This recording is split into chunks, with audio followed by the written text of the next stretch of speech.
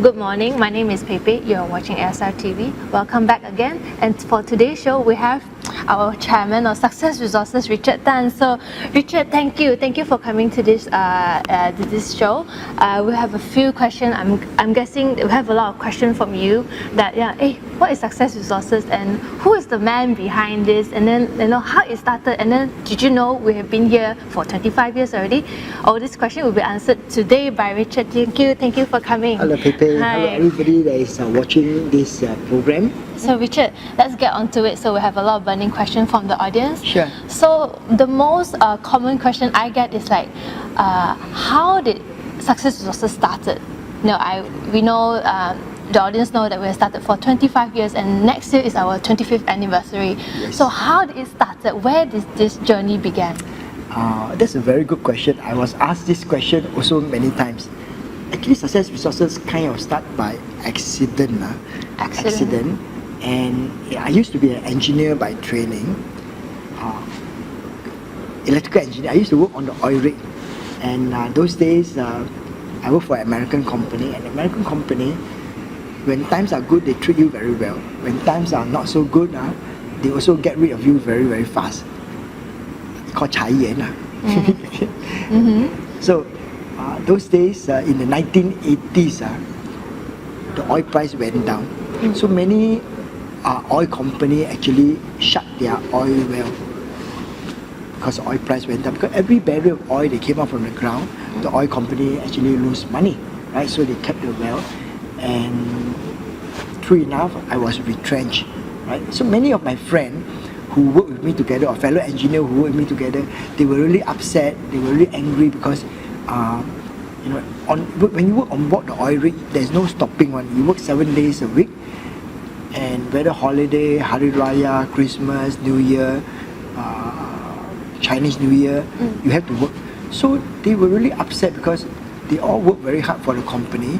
When the company need them, and when the company don't need them, they get rid of them. So they were really angry.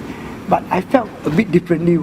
I felt a bit of peace because, wow, I've been working very hard, and now suddenly someone forced me to take a break. Right? So I was a bit relieved. I have a friend who I grew up together with. He kind of volunteered me to help a non-profit organization. He knows that I'm out of job, it's so free. So the non-profit organization was running a conference at that time. And after the conference over, somebody came to me and nudged me, "Hey Richard, you're quite a good organizer. Why don't you do it full-time?" So I do it full-time from that day to today. That's how Success Resources start.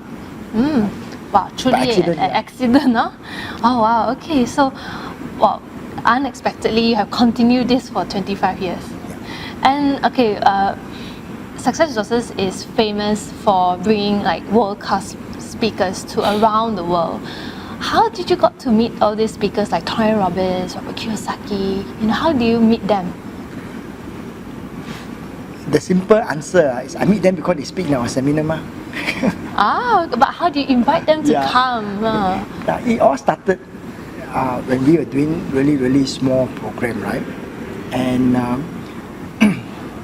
we work very hard to do well in small program. That means we actually fulfill what we commit. So when we do your small seminar well, you build a reputation and trust. Then somehow, the next level of speaker are willing to work for to speak for you.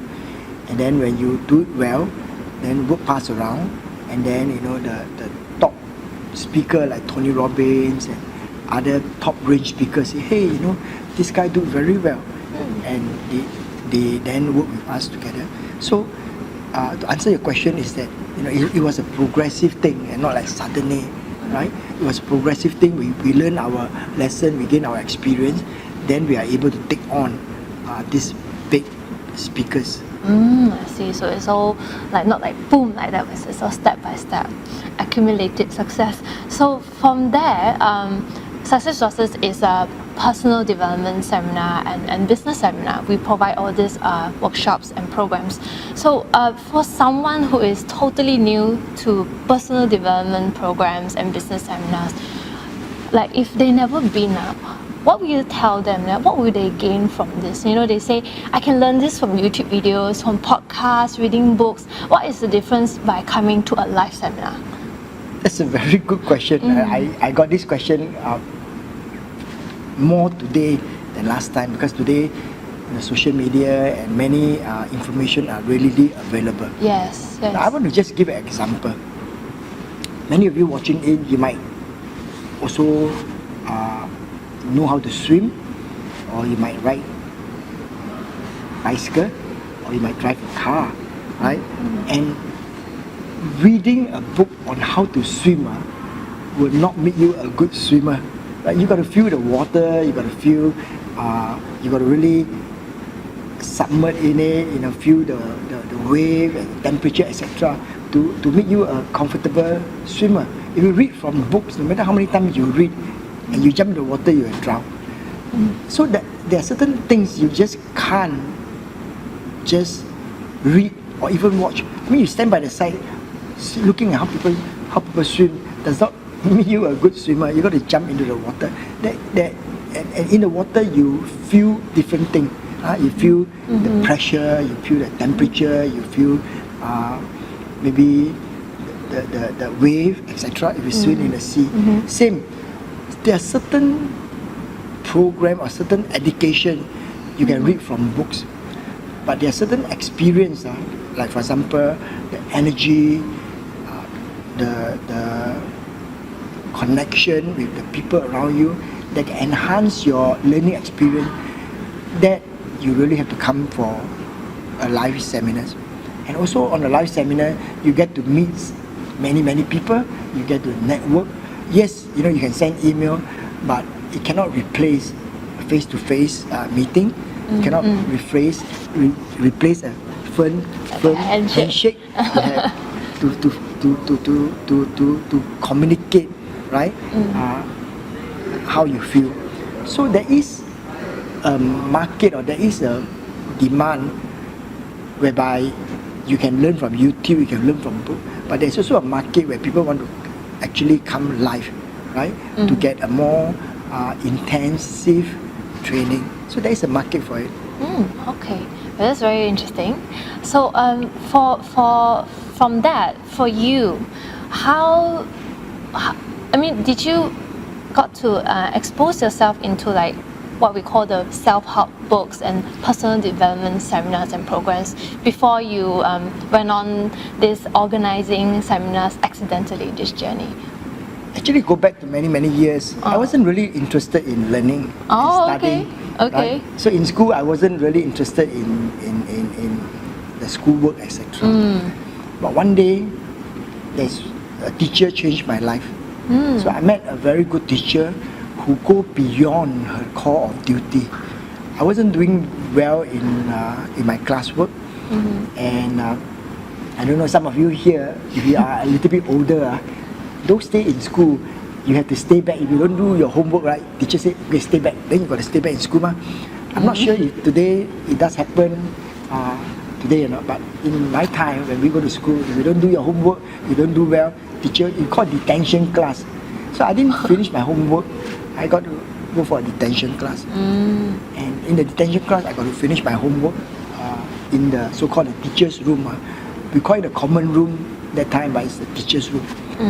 And as I was doing my homework, I smell something nice. Then I look around.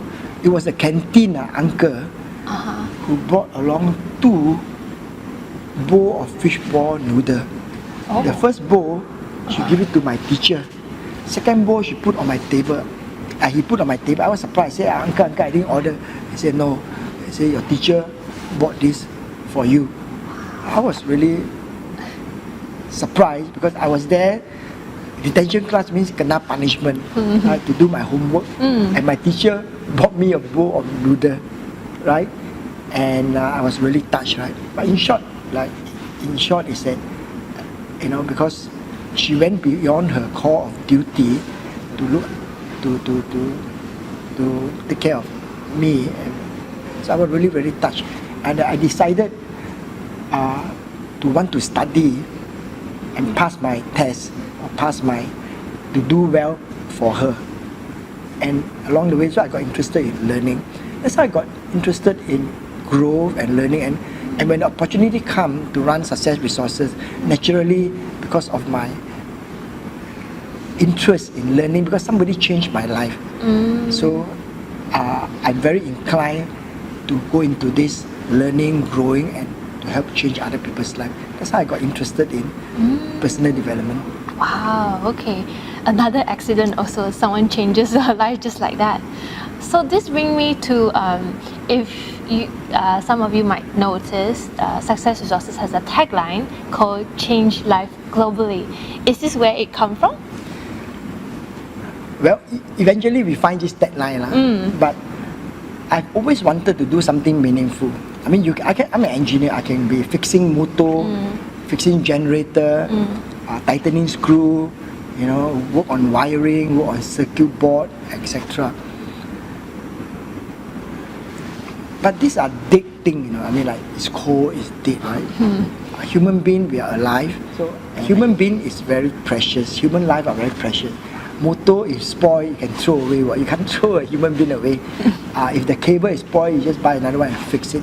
But human life, you can't, right? So human being is very precious. And the mission of changing life perhaps is a higher calling than trying to fix a motor or fix a generator, right?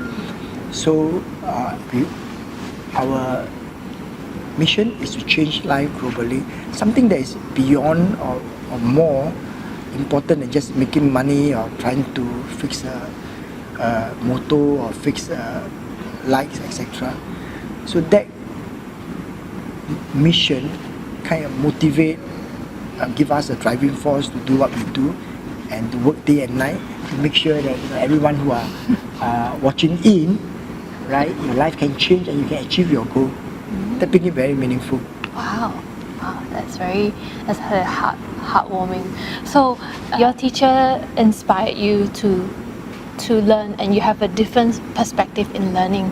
From there, organizing and meeting so many speakers around the world, who would you say still inspire you until today in what you do? That's a good question also.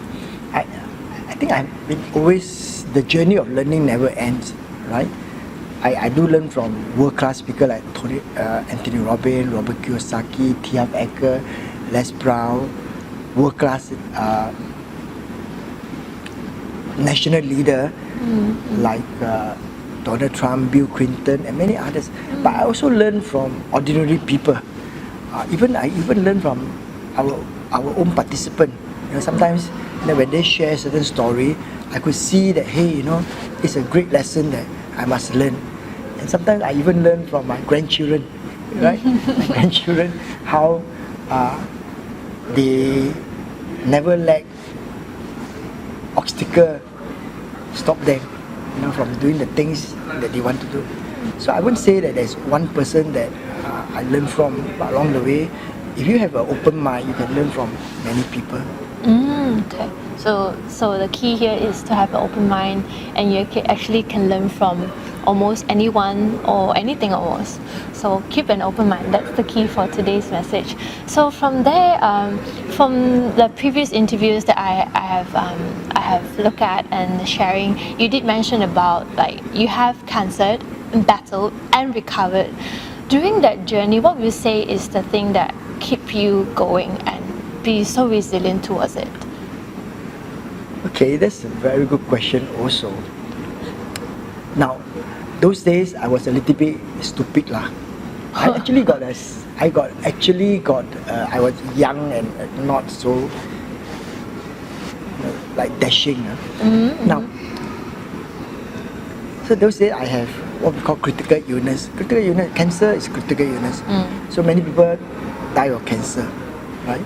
But being young at that time, I didn't feel like that. I thought it was just an inconvenience to my work. I thought it was an inconvenience to my work. I remember going to have my surgery, and I can't wait to get out to go to work instead of rest, right? And I, in fact, I tell the doctor, hey, can go back already now, because I need to go to work. Now, I didn't know that it was a critical. I mean, I didn't feel like, of course, my family, my friend, they were all tearing away. I remember when news that Richard had cancer, some of the staff was crying away. But I didn't feel like that. I felt no big deal. Let's finish it and then let's go back to work. Yeah. So I remember after surgery, I think 3 days I checked myself out. I said, no, go home. I rest at home, right? Perhaps, like I say, being young, you don't know the seriousness of it. But today, I would not encourage anyone to do what I do. In fact, today, if you have a serious illness, right, make sure that you have a proper medical care, because life is more valuable than just work or trying to close a sales or trying to make some money, right? So if any one of you have any illness, please really take care of yourself. But also, I think from there, you have a really kind of positive attitude. It's like, this is no big deal. I'm gonna get healed and I have to go to work. Running for Success Resources for almost 25 years, what would you say is the most memorable moment for you? Well, I have many memorable moments, not just one. Maybe I share with you two, right? One of the memorable moments was the time, I can't remember, was it in 20 or when we have SARS? I can't remember what year was it, SARS. SARS it was 1998 or I can't remember. So, those time, the government actually stopped people from gathering together. I mean, if you go to a country that has SARS, you come back, they put you on quarantine. Put you in prison for 7 days or 14 days, right? Now, then how, we have to run seminar. We have to gather the people together. And also, at that time, there was a lot of phobia.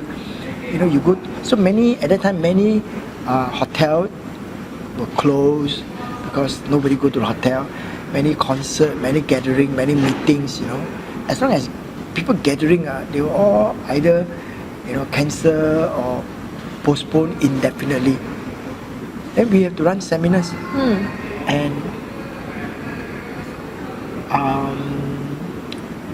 I remember going up the aeroplane from Singapore to Malaysia.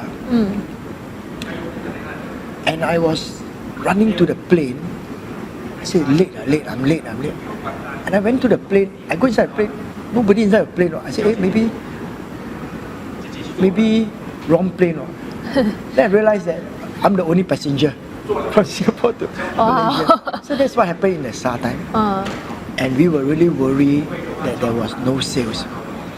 And in fact, I gathered the team together and say, hey, now it's SARS, our sales is going to drop. So the team, the Success Resources team, come together, put up a plan, marketing plans, and then they work doubly hard. Guess what? We actually got a full house. Wow! So that was really one of the very memorable things. Another memorable incident over the last 20 years, there are some programs make money, some not making money. And there was a period of time, just after SARS, where we actually faced a little bit of cash flow problem. There's not enough sales and this and that. Times were really a bit tough. So some of the speakers know about our situation. In fact, our business model is that every time a speaker speaks, they will sell product, and Success Resources will have a split. That's how we make our money, right? And there was one speaker. He went up the stage and sell, and he sold very, very well. Then after that, he came to me and said, Richard, I know that we have this split, but I know you also go through a very tough time. Keep all the money. Wow. Wow. Keep all the money, okay? And I was really very touched because, in this business, sometimes you follow. I mean, in this business, sometimes there are people who follow the rules. There are people who don't follow the rules. But this is the first time I see someone so generous, right? And this is also another lesson that instill in Success Resource, in me, and then Success Resources, that we are not just out there trying to make money. We are out there to help people and change life. Wow, okay. Very inspiring. It inspired me already. So from there's another question I got from people asking as a staff. It's like, hey, how do I become a Success Resource speaker? Can I speak on your stage? How can one speak on a SR event as a speaker? Okay, I got this also quite frequently, right? So Success Resources, we run event in 30 countries and 70 cities. About 500 over events a year, and many speakers or many trainers, they say, hey, we want to speak on Success Resources event. My question is that, what's stopping you, right? Success Resources, we always are looking for speakers. Our first priority is always the student. Giving value to the student, giving value to the participant is our number one priority. Now, if any one of you, if you think you can give value to the society, to the world, or to the Success Resources participant, do come and speak to us. Many people have this perception because we promote Tony Robbins, we promote Robert Kiyosaki, we promote Bill Clinton. You say, wow, I'm not Tony Robbins, I'm not Robert Kiyosaki, I'm not Bill Clinton. Success Resources sure don't want me one. You are wrong. Yeah, because that's only your thought, right? I want to say that Success Resources, we always are looking out for people who can give value to our participants. But you must really be very good in your job. Just like sales, right? Just like trying to date a girl, right? Sometimes it takes time also. I mean, you can't go to the street and say, to a stranger, say, you go out with me, she must know you, you must know her. After a little while, and then after that, then only you can date her, right? So it takes a bit of time. Same, as speakers, you expect. Many people have this idea, Success Resources very hard to work with them because you expect this that it will happen immediately. No, because Success Resources, we already have our program, we already have speakers. So if you feel that you have value to contribute, right, do talk to our country manager, do talk to the person in charge, offer your service. Now, of course, we have so many choice and we want to give the best value to our customer. Now, we also have certain quality control. Yeah, you have to be very good in what you do.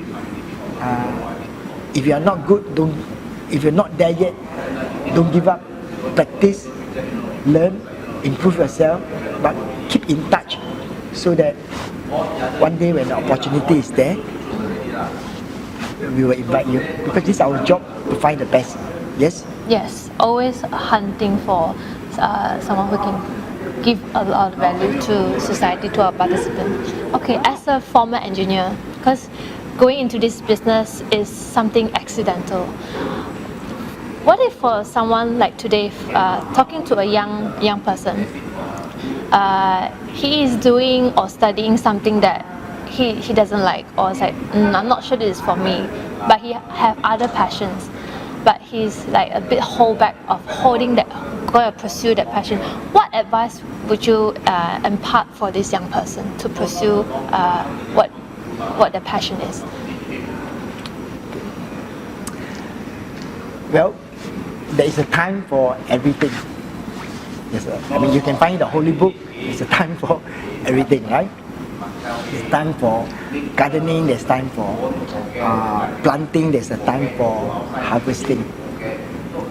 If you are a student, what is your first priority? Your first priority is study, right? Studying. But some of you may say, oh, what I study, I cannot make money. When you go to school, your studying is a kind of being in school and following so-called the process is also part of learning. Like for example, you cannot go to school anytime you like. There is a schedule. Then in the school you need to follow certain rule. In school you have friends. In school there's activity. So just being in school and going through the process is a way to develop yourself. Okay. Correct? Now, so if you are a student, what is your first priority? Do well in school. Now, if you do well in school, it gives you a kind of training so that even after you go to the real world, with the same experience you have in school, you can, you are disciplined, you have certain process, you follow certain rules, right? And you can grow and become successful. Let's talk about the passion. You don't have to, but you can always do 2 or 3 things at the same time. But there is time. So in school, study. In school, it's not your first priority is not to make money. But if you are making money, that's fine if you can. But between making sure that you do your schoolwork well and making money, the priority is to do your schoolwork well. If you have extra capacity, then you can go for your passion and make money, right? And you have your hobby, and do other things. Then after school, then you pursue your passion, and then later on you have start your business and you have family. So when you have a family, what is the third priority? Family ma? Yeah. So I'm just saying that there is always family and your loved one. So I'm just saying that there is time for everything. So really it's about be patient also. Yeah. And the time will come when it comes for you, when you're ready for it. Okay, wow, that's something I learned also from this. What is your definition for success? What's my definition for success? Well, I've been asked this question also quite a bit of time. Okay. Now today, the world definition of success is very different. Today when somebody have lots of money, they drive a big car, they got a lot of power, they say, you're very successful because you have lots of money, you have a big title, you drive a big car, you're very successful. So that definition of success I think is very shallow. Very shallow. Yeah, because you find that, if you read the newspaper, there's no short of people who have lots of money but who are unhappy, who are depressed. Okay? There are no short of people who are very talented singer, movie star, but very depressed and even commit suicide. Correct? Now my definition of success is this. Today, if my children vote me as the best father in the world, I feel I'm successful. Today, if my wife say, if I'm going to live again, I'm going to marry the same man. I'm going to marry you. You are the best husband in the world. I feel that I'm very successful. Today, if my staff say, wow, Richard, you are the best boss, I feel that I'm very successful. Today, if my friends say, you are a very good friend, I feel that I'm very successful. That's my definition of success. So we say is you have to have joy and happiness to feel successful. Yeah, could You can be. say that. Okay. Yeah. Is there any like Tony Robbins do? He do this morning ritual where he just it's like this breathing technique to start his morning. Is there any habit ritual like that to start your morning? Ritual that I start my morning. I use step by a book called Miracle Morning. Miracle Morning, the acronym is SAVOR. SAVERS. SAVERS. Savor. Savor. S stand for silent. So you got up in the morning, you just be silent instead of rushing your first thing in the morning, etc. So you just be silent. Be silent. Then A for affirmation. So early in the morning, I give myself certain positive phrase. Example, I say myself, the past is the past. What I do today can change my future.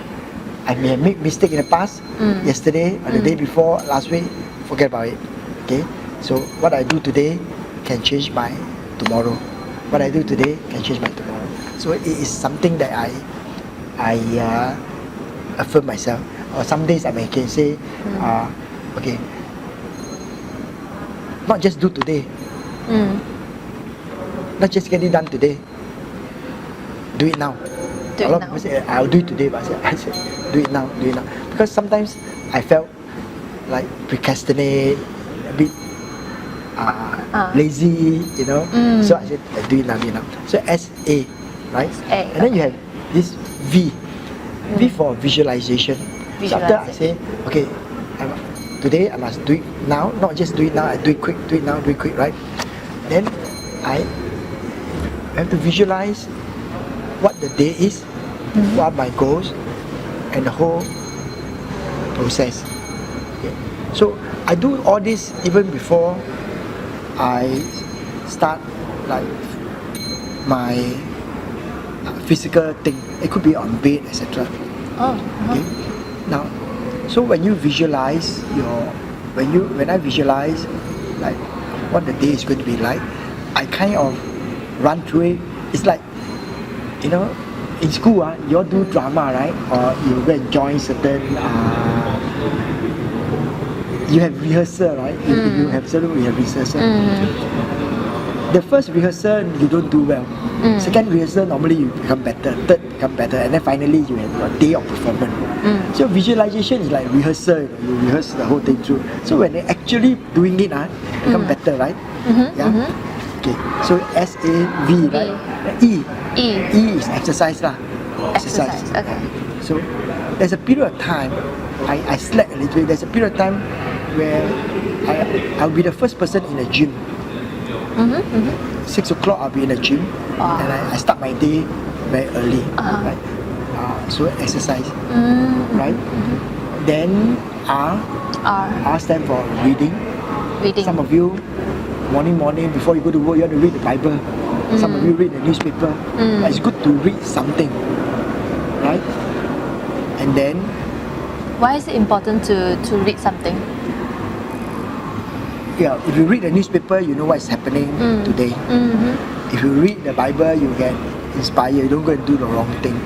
If you read part of the book, at least you learn something. So at least read something. Right? You can read a couple of minutes. And then you have S. S means you write a journal. Oh, okay. You write something.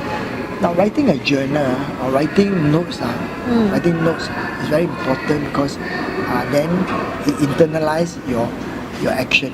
Okay. So I do this savior, and also when I go to the office, I also list down the thing, to-do list I want to do, and I do this to-do list on my calendar, and I share this with Lilia. Lilia will know all my to-do list real time. I type it down, she will see on the computer, this is what I want to do, what's the time, etc. And she will support what I do. So I plan my day on a to-do list where my PA will also know and support me.